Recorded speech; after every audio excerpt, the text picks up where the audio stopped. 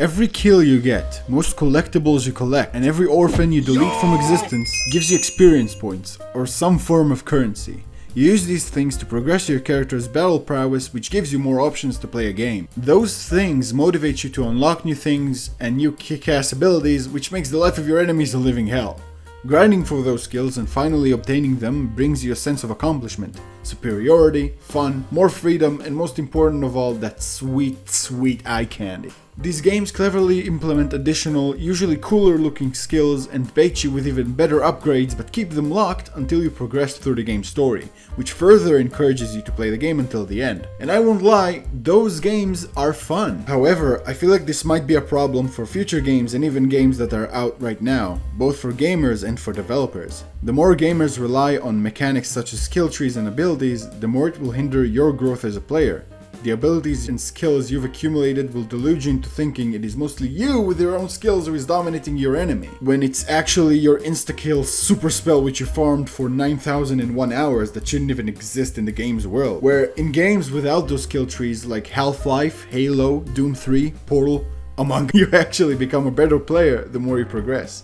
Play the game and get more familiar with the game's mechanics, as the only unlockables you have in those games are new weapons which provide different playstyles, not necessarily greater power overall. Now, don't get me wrong, I actually like skill tree games, and I don't dislike being the kind of player that relies on them. I actually think it's fine. The real problem starts when the game developers rely too much on the system and make it a vital or one of the main parts that make a game when it really isn't, and most importantly, shouldn't. Take the recent Far Cry games and Skyrim, for example. In Skyrim, you got this rich world and a wide variety of enemies and powers you can obtain with a slight problem, the difficulty scaling. The higher the difficulty, the only changed thing would be numbers. Specifically, you take longer to kill enemies and enemies kill you more quickly. The way it's tied to how the game developers rely too much on this ability system is how the game becomes quite literally unplayable at the higher difficulties if your character is too underpowered or at the beginning stages, completely draining that immersion level you were hoping for. The first enemy you encounter takes a solid minute to kill if you can even kill them, as they take 2 to 3 shots to kill you, and that's just a common enemy. The game doesn't know how to spike up the difficulty while staying fair to the players, making you go for the soy boy setting with crippling depression. And as the game progresses and your character gets stronger, the enemies become too easy, forcing you to play with the difficulty settings once more, throwing immersion out of the window.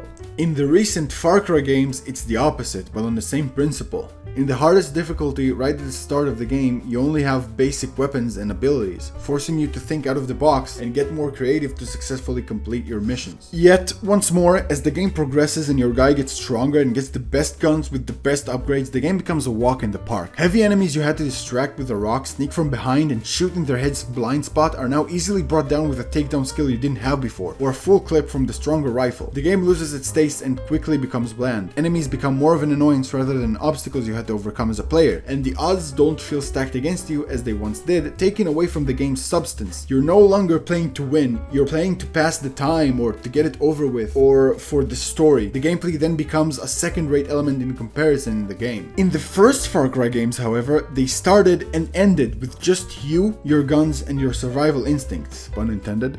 As the game progressed, you were introduced to new areas and new types of weapons.